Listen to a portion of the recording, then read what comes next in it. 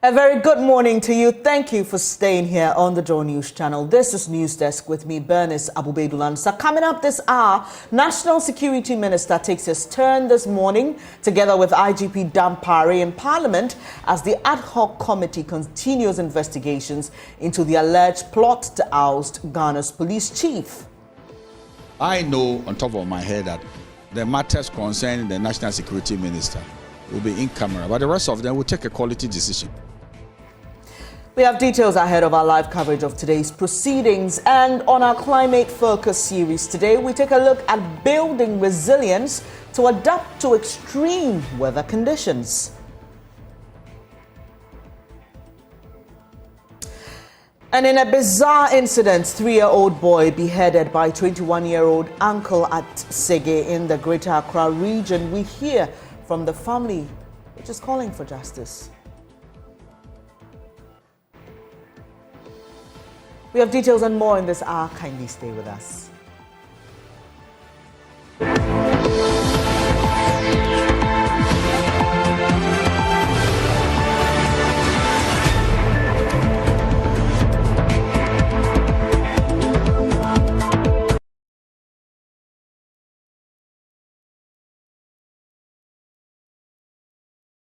It's a pleasure to have you here. We are live on DSTV Go TV around the world via myjoyonline.com and on your digital television. Well, this morning, the National Security Minister, Albert Kandapah, will take his turn before the committee probing the alleged plot to depose the Inspector General of Police. Chairman Samuel Atachia says it's become necessary for the minister to appear because some witnesses have already been investigated by his ministry. He spoke to my colleague Samuel Mbura after IGP Dr. George Dampare made his first appearance yesterday. Well, let's see how it goes. But I know on top of my head that the matters concerning the National Security Minister will be in camera, but the rest of them will take a quality decision. Why should the National Security Minister come here? Well, because the one of the witnesses, I've forgotten, said, I think it's Asari. Superintendent Asari said he appeared before the NIB. He said so. Yeah. So if he said so, then how does that synchronize with what we are doing here and the evidence? That's what we are attempting to find out. From day one, ab initio, I stressed that I don't have any incentive to mess up somebody's life and career. What is that going to do for me? And I think the members of the committee have a similar attitude, that why do you want to besmear another man? Why should somebody's disgrace be our joy? I don't think we are that mean to be doing it that way. And what is very important is that we are supposed to protect everybody to the best of our ability as a committee. And I keep saying that nobody will be shortchanged by the committee in terms of the evidence that we will write, and the rest of it. We will never shortchange anybody. And nobody is trying to say, slant the evidence to favor X or Y. And I don't think anybody has the power to do that against us. We won't do it.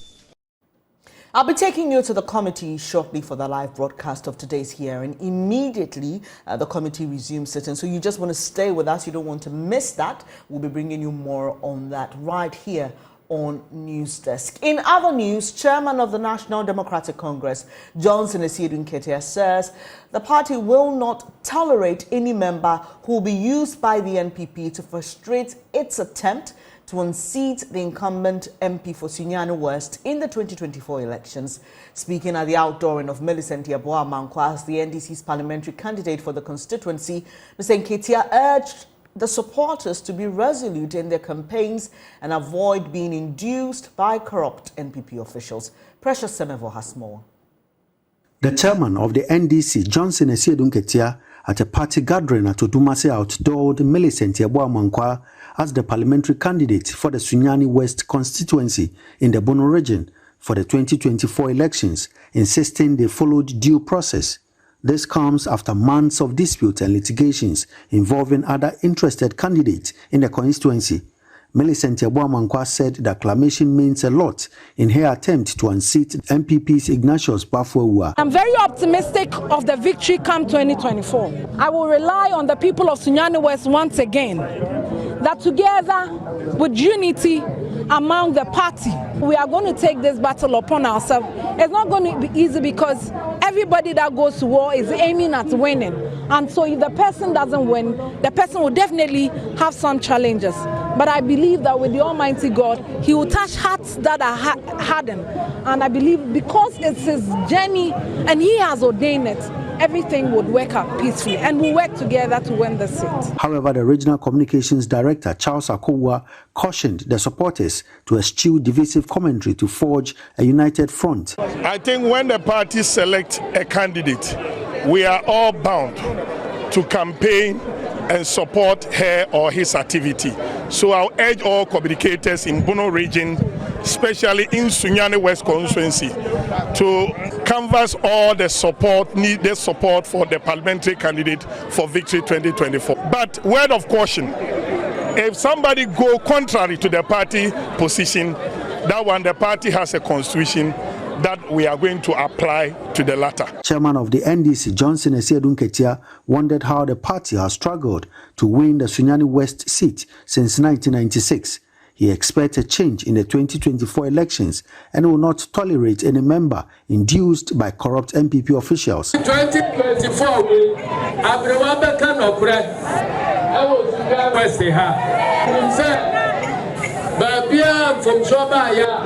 MPP before no anya akwaria mu ebi nsibiem obia obena dey say odi ntoto ebetu party nuntam setirafo girafa chatrafo girafa domasefo girafa yenyina beka bom apasa nipa no hontoma na momma obia na adamu MPP before sikano edoso momma passe Dika, Wamariano, Wamadi Baba Totomo, Namasai Atuabana Mawamo, Nawamanya Gwenya Atraso area more. Precious Semevo, JoyNews, Odumasi. Now, Ghana has in recent times experienced devastating impact of floods, especially in major cities across the country.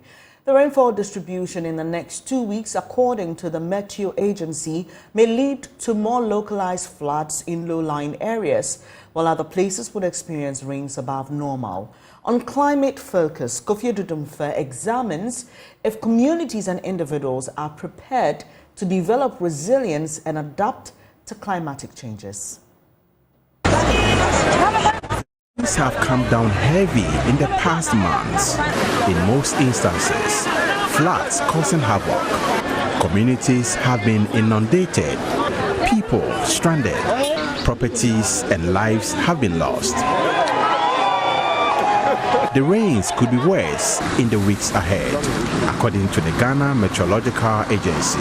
We know that the flood issues that we get here are not just based on the amount of rainfall that comes, but also because of some conditions that are not so much well to cater for the effects or the impacts of the rains that we see in the southern portions of Ghana. Also for places in the northern portions, we're seeing the Bagreda spillage having some effects on them. So upper east, northeast are all seeing some flood issues, not because of the amount of rainfall coming into their area, but because Bagre is full and then has been opened and then the spillage is causing those flood issues. So we should be worried because the issues that we get are not just limited to the amount of rainfall that we get. It's more like a compound effect. And so it depends on other activities or events as well. So we should be worried and then be cautious as we enter the minor rainfall season, especially for us in southern Ghana. The extremes of the season, heightened by illegal mining activities, expose communities to health and environmental risks. Agricultural production and livelihoods of farmers are adversely impacted. The forests help us to access water, but when the forests are destroyed, we get starved of our source of water supply. Building resilience is still far from reach. The few natural support systems are under attack by the powerful and affluent in society. Churches, fuel stations, industrial and real estate are harming wetlands and water bodies. Urban and peri-urban trees and greens are sacrificed for commercial construction projects. Environmental analyst Eugene Osei-Tutu says this should not continue if Ghana is to adapt efficiently to climate change. They must ensure that people are not building in waterways, people are not, creating community centers, artificial beaches and all these things that you see in our communities on waterways. You must also do respect the various zonings that are the Ramsey side, the wetlands and all that, which are being developed to all sorts of things. The various district assemblies must ensure that these areas are protected because they serve as a carbon sink of a sort and as well as a reservoir to, absorb excess rain when this time of the season kicks in. The government's quest to encourage tree planting under the Green Ghana project has been lauded. This, however, will make little impact if the natural environment is attacked with impunity, without recourse to the collective right to consume good air, build resistance to ill health, and develop sustainably as a people. If we do things right, we'll be able to free our gutters and the runoff will be able to find its own smooth way to move. You cannot stop water from flowing. And so if you stop it from one point, we'll find another way to flow. And that is what causes the flood issues that we see here. So we should do that. Another thing is that we should try and find ways of collecting water, rainwater. Rain harvesting is one way to also stop flood issues that we have here. So as we're going into the minor rainfall season where we'll be getting lots of rainfall, you could be collecting water in your own homes in any way. Some could be just by having some grasses or trees around, which will stop the rainwater for some time and then take time to infiltrate into the ground. When you look at the historical data from the Ghana Meteorological Agency, the volumes of rain hasn't really changed much, but it's about the human activities, the improper disposal of waste, meaning that the various individuals in the communities must adequately dispose of their waste. There must be bins for them to do that.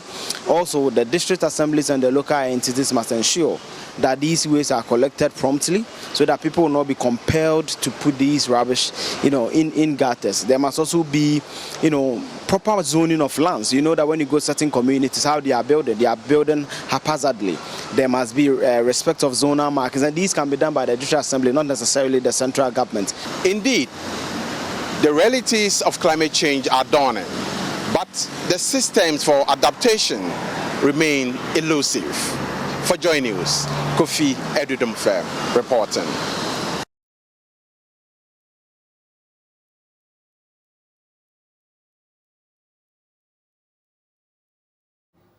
Now, you may find portions of the next story rather disturbing. Viewer discretion is advised.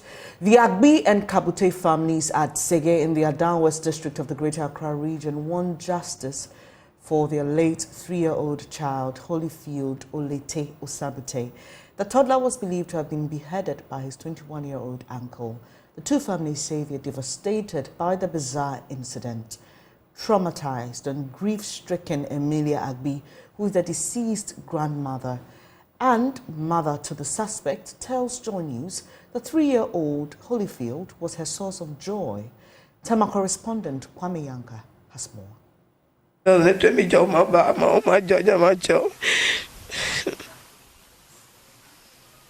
Emilia Agbi is grandmother to 3-year-old Holyfield Olete Osabute and was taking care of him to enable his mother continue her education.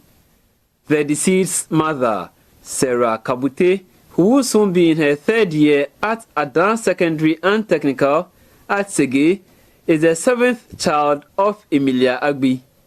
On the fateful Wednesday, September 6, 2023, at about 7 p.m., the suspect, Obed Kabute, 6th child to Emilia Agbi, is said to have visited his mother for supper, as he usually does, after which he decided to go with his nephew to purchase noodles. Having waited for hours and the two not returning, Emilia Agbi got alarmed and went searching for them, combing the whole area, including noodle joints and the community park. She then proceeded to Obed's father, Joshua Kabute's house, to ask of the two, but he said he had not set eyes on them as she returned home to meet their absence. But after fruitless searches, the suspect's elder brother called her on phone that he had seen Obed standing in between two buildings without the child. I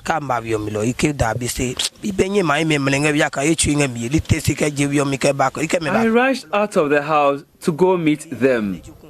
Obed claimed his father, Joshua Kabute, took his nephew from him to accompany him by something. Upon further questioning, he took his brother and I to his father's house, where the body of the child was found in the kitchen. Emilia Agbi fears her son could have been framed up.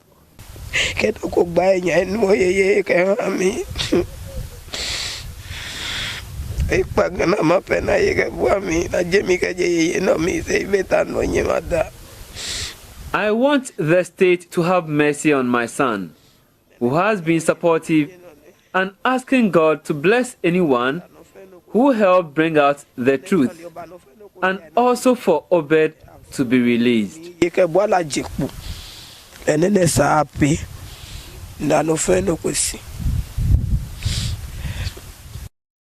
The suspect is said to have mentioned his father, Joshua Kabute, the man with whom Emilia Agbi has 9 children, as an accomplice, but he denied it and called for a thorough investigation to unravel the truth.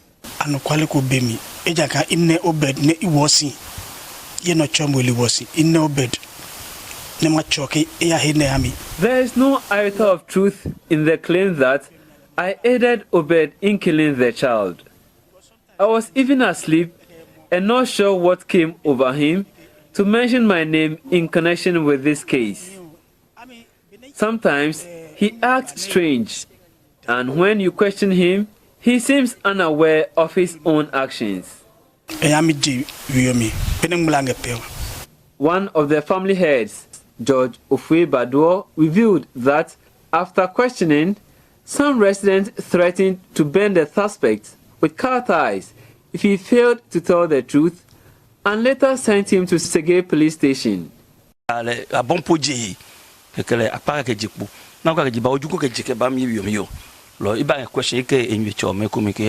heard neighbors screaming, so I went out and was told of what had happened. After asking him questions, some neighbors threatened to burn him with car ties if he failed to tell the truth. These charged neighbors placed eyes on him and started beating him, but Obed claimed innocence.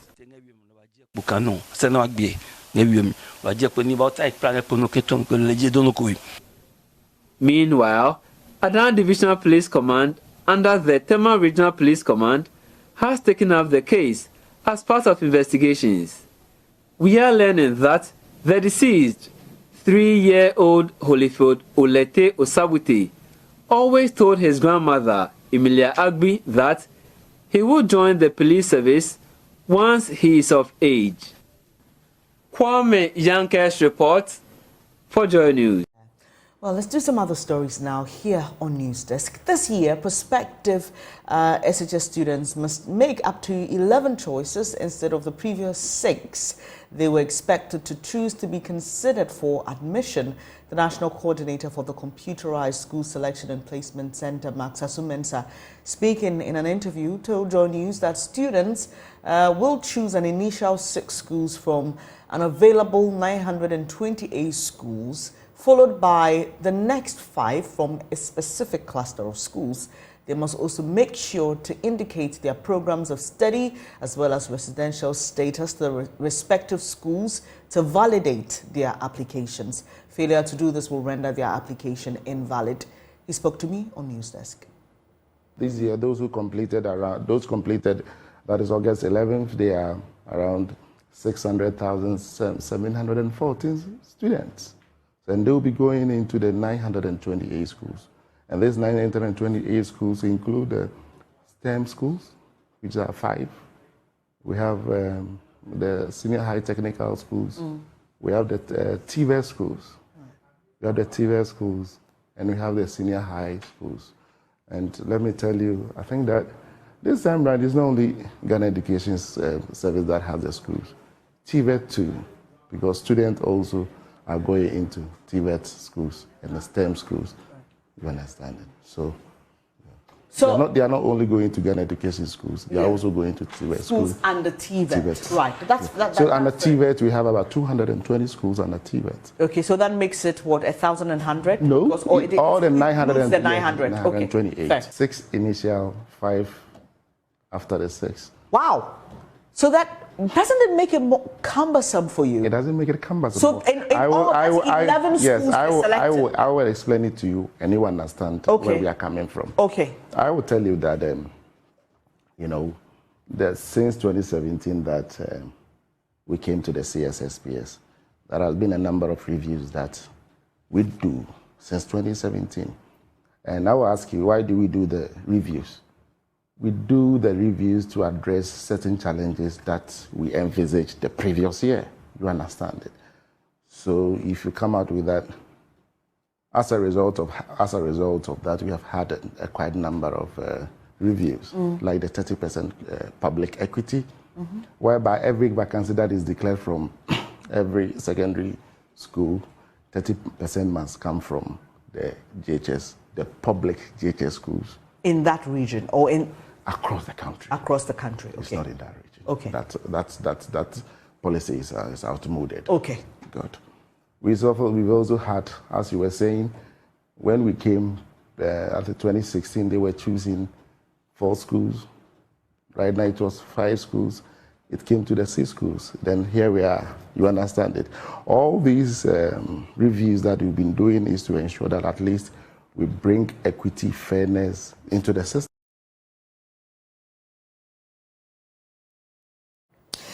Well, some residents of the Bono region say the recent increase in electricity and water tariffs by the PURC is insensitive towards them. According to them, implementing these new tariffs will worsen their living standards. JoyNews' Nesta Kafiajuma reports from the Bono region. The PURC announced an increase in electricity and water tariffs by 4.22% and 1.18% respectively, and took effect from the beginning of this month. Individuals across the Bono region say the ever-increasing utility tariffs have significantly strained their domestic purse. At first, we used to pay 200 for a month for the light bill, but now 400, 450 before you can use it for the month. So it's giving us problem a lot. To me, if you will hear me there, I can say you should stop, because even what we are in now is affecting us a lot. So I don't know if we add something to it, I don't know what is going to happen again. But for me, if you is going to listen to me there, like I was saying, you should stop increasing it.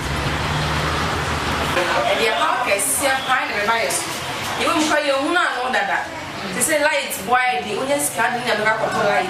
It's also a super 70%. Yes, sir, Nana say yes, sir. Yes, they say it. I share any day. Or we're more money, no, or found from my. Water and light are very essential in human life. You know, these 2 commodities are necessity. Without these 2 commodities, human being will find it difficult to survive. So increasing water and the electricity bill, in fact, is very dangerous. It's going to be suicidal. This increment will really affect us badly. So we are pleading with the government to take on this increment.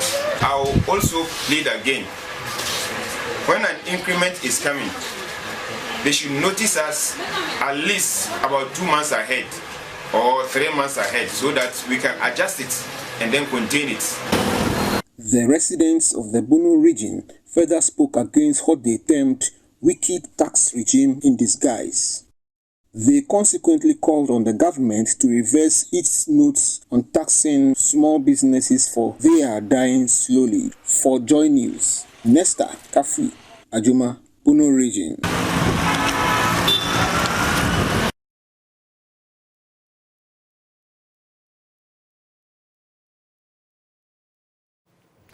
Now, in 2011, she was a Metro Mass Transit bus driver, but 2 years later, she quit her job to join the Ghana Police Service. She now drives police armored vehicles in Somalia.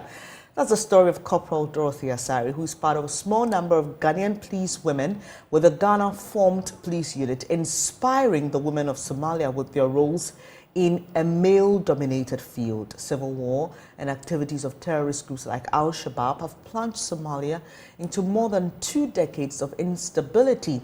Security personnel drawn from various countries, including Ghana, are all supporting the Somalia-led peace and security process. Maxwell Agbagba met Corporal Dorothy Asari and personnel from the Ghana-formed police unit and reports from Somalia. This is the way we wanted to go. I said, this is the way we wanted to be. This is the way we wanted to be. It is 10:30. Some of the 158 personnel of the Ghana-formed police unit are gathered on the field singing morale-boosting songs before the day's patrols in the town of Badoa here in Somalia. Behind them are armored vehicles they'll be using for the patrols.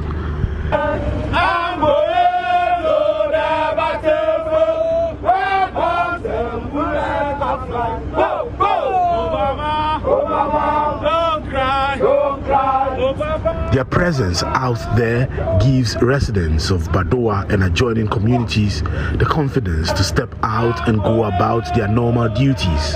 Here, I've met one of the women in the team, Corporal Dorothy Asari.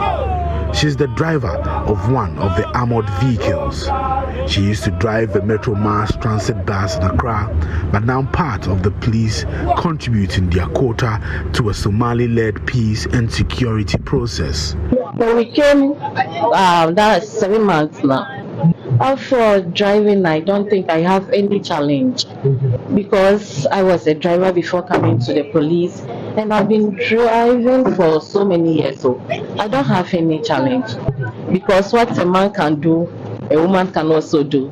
So I do it boldly. There is no difference because the bus have a long range, and this one too is also long. So it's almost the same. Driving the bus and driving this one too is almost the same. Okay. Yes.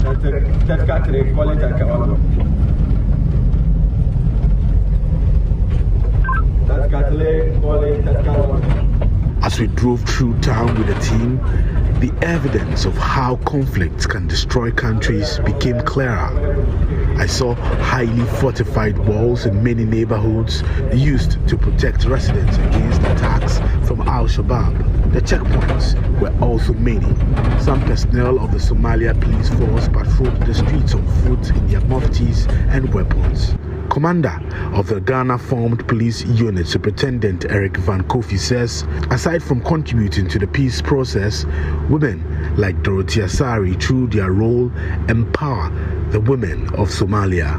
In fact, though we have the little percentage of it, but the few women that I have, they are doing very well. They have the passion and they have the interest in the job that they do. In fact, it will surprise you that to see a woman driver or a gunner at this environment, that they do so well and they need to be congratulated. They have the passion. These days, we are power, women empowerment, we are power, and by so doing, people take inspiration with them, especially when we go to town. You see women that will share their sentiment with them, because they want to see women. They want to see women in this position. It mentors the women, and it gives hope. It gives hope to women that are coming. Here, we have women who are gunners, women who are tactical communicators, who control their movement, and the women drivers here. women drivers who also take part in the operations that we do. It is not only for the men. No, the women also take active part in whatever we do here. He's urging Ghanaians to guard the peace we enjoy. What I would like to say is that we should live in peace, because it is better to hear of a war than to experience war.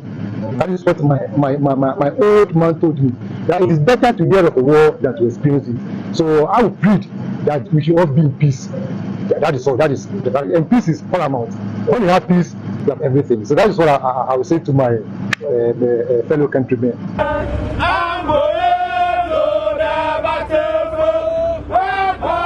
Although Somalia has made great progress towards peace after more than 2 decades of civil war and attacks by terrorist group Al-Shabaab, the situation continues to be unpredictable.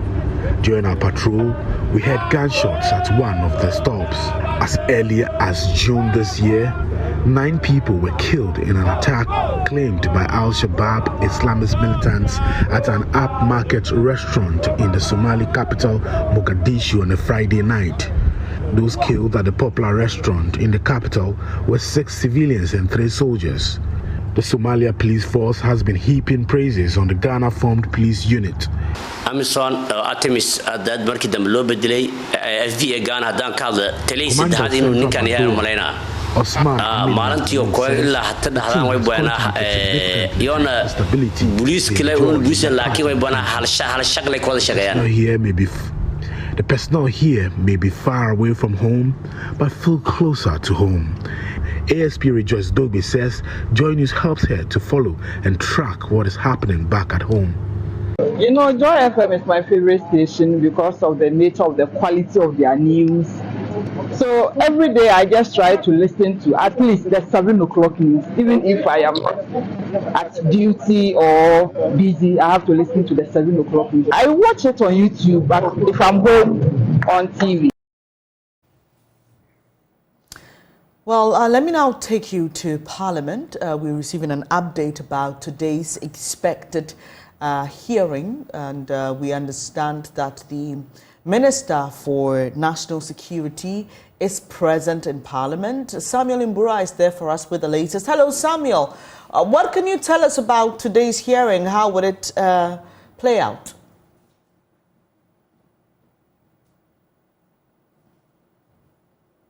The National Security Minister has not arrived in Parliament yet, but he's expected to be before the committee in the next 30 minutes for the entire hearing to begin. So it is going to be an in-camera hearing. What it means is that the public will not have the benefit to witness the live stream of the entire proceedings. I spoke earlier with the chairman of the committee, Samuel Athachia. He indicates that all witnesses will be interrogated after the testimony that will be given by the National Security Minister, Albert Kandapa. But so far, 4 witnesses have arrived. The last person to have gone to the committee's conference room is the star witness, Daniel Bugrinabu. Today he is present himself. I tried getting reactions from him, but he wouldn't want to comment. He said he's going before a committee, and because of that, he wouldn't want to pass any comment on it. So at the moment, he has been taken to the place where the hearing is taking place by his team. COP Alex Mensah and his team are also around. I tried speaking to him briefly, but he said he wouldn't comment because I was asking him about his deportment. At the time that his boss, Dr. Akufudan Pari, was giving his testimony, it's like he his body language communicated otherwise, showing disapproval of the testimony given by his boss. But he said he wouldn't comment, but they are going in there to testify. Same as Superintendent George Sari and then Eric Jebi. So all witnesses are here. The committee members are also here. The legal team of the IGP, being led by lawyer Kwame Jan, they are also here. We are waiting for the IGP himself to arrive, and then interrogation will kickstart. So at the moment, it hasn't started, but once it starts, the National Security Minister, Albert Kandapa, is the first person to give testimony before the committee. The reason for he coming is the fact that the chairman of the committee, Samuel Athachia, said some of the witnesses confirmed before the committee that they had already been investigated by the National Investigation Bureau. So they just want to find out from him what his ministry has also found out so far as this leak tape is concerned. So they'll be able to widen the scope of their investigation. So at the moment, Bernice, this is what is currently happening in Parliament. They are getting to the 10th floor of the Job 600. There's a conference room that this in-camera hearing will be done. So the media has pitched camp outside, waiting for reactions and address from the the chairman of the committee when this hearing is done. Also, are we expecting the entire process today to be held in camera, or there will be portions that the public will be privileged to witness?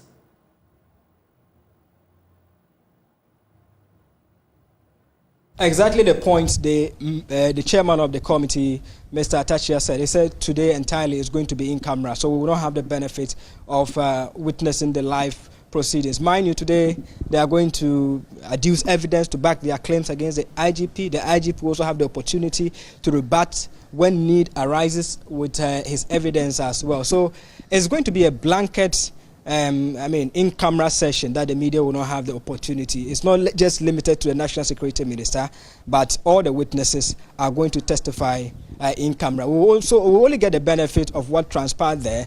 That is, if the counsel for the witnesses come to talk to us, or the chairman of the committee comes to address or gives us a brief of what transpired during their interrogation. But it is going to be a long day sitting, taking into consideration all the 4 witnesses and then Dr. Akufo-Dampare coming and the National Security Minister also appearing before the committee.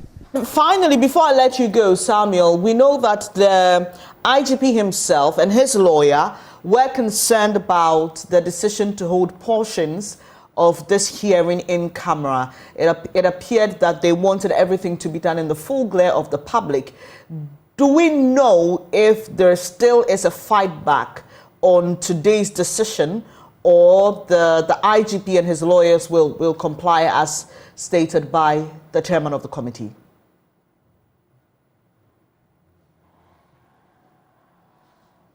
Bernice, that hasn't been determined yet.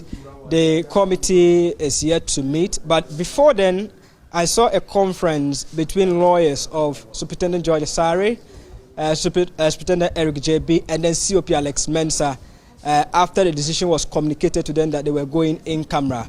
On the part of the lawyers of IGP Dampare, I didn't get that indication that there's a resistance from them so far as this public, in-camera hearing is concerned. Mind you, it is within the remits of the committee to decide which information goes public.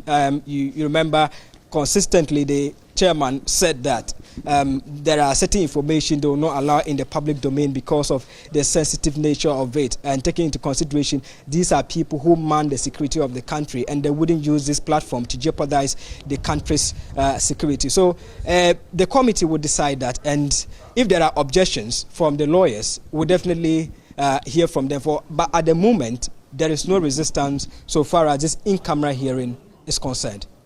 Here for now, Samuel Imbura is joining us from Parliament, and if you just joined us here on News Desk, the latest is that today's hearing of the ad hoc committee looking into the alleged plot to oust the IGP will be done in camera. We understand that the National Security Minister has arrived. 4 other witnesses have. The IGP is yet to get there, and so we will be stationed there waiting for information as and when it will be given us by the chairman of the committee. This is JoyNews. You're watching News Desk with me, Bernice Abubedulan. So I'll be back with business news. Do stay.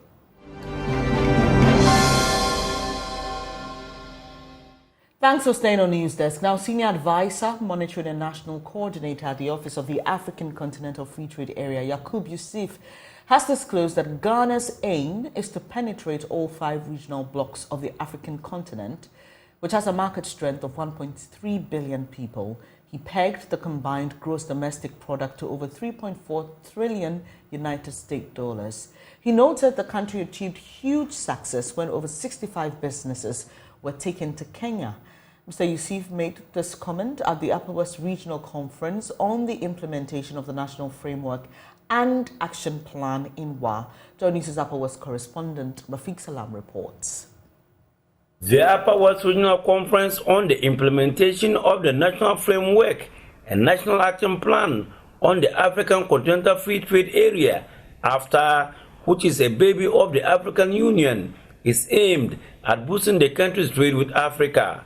The conference brought together major stakeholders, including municipal and district chief executives, coordinating directors of the various assemblies, officials of the Ghana Revenue Authority, religious leaders, exporters, and members of the garages, senior advisor, monitoring and evaluation, and national coordinator of AfTA, Alhaji Yakub Yusuf, explained the rationale behind the regional conferences. Apart from creation of jobs for farmers, men and women, you also realize that the headquarters of Africa Continental Free Trade Area is in Ghana.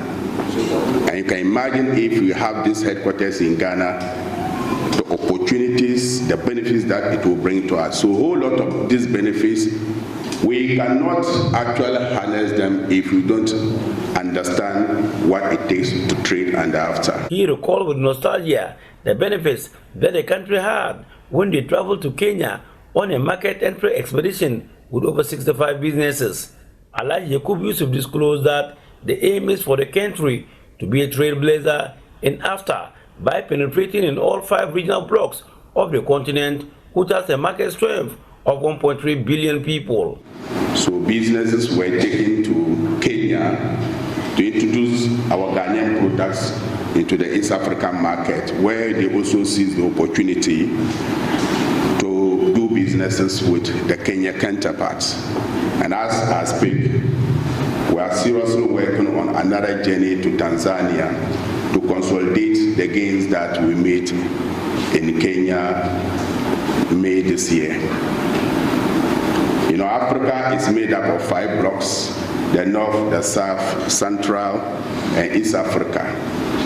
So we are trying to make sure that AfTA in Ghana will first penetrate into these blocks so that our products can be everywhere in Africa. We are looking at a market strength of 1.3 billion people in the Africa Continental Free Trade Area.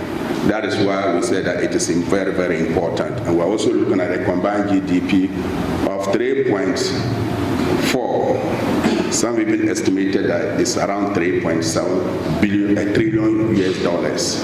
So this is the amount of money that we expected in the market. And we are told that if we succeed in sustaining this market, it will be the single largest market in the whole world, not even European Union or Asia.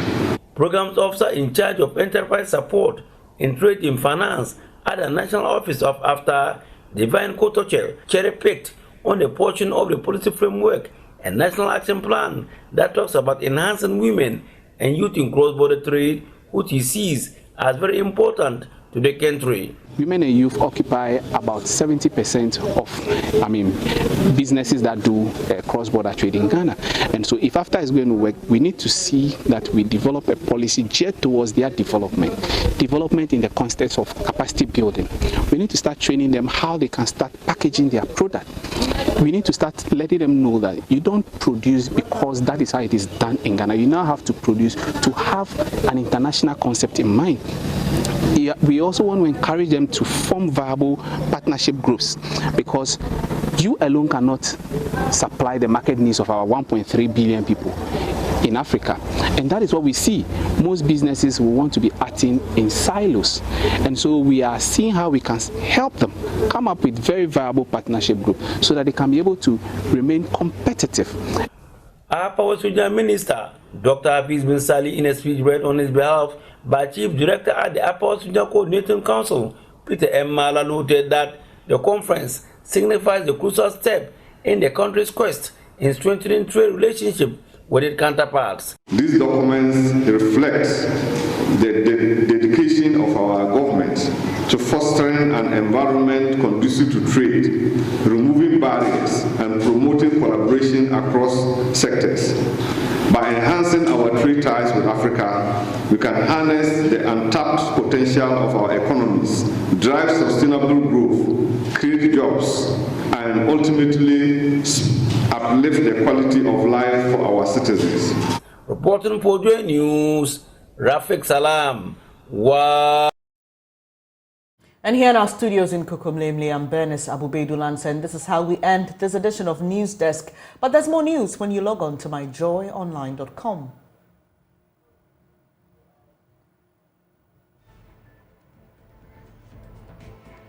We're also very interactive on social media on Facebook, Instagram, and Twitter. We are JoyNews on TV. Thanks for your company once again. We are back at 12 with the midday news.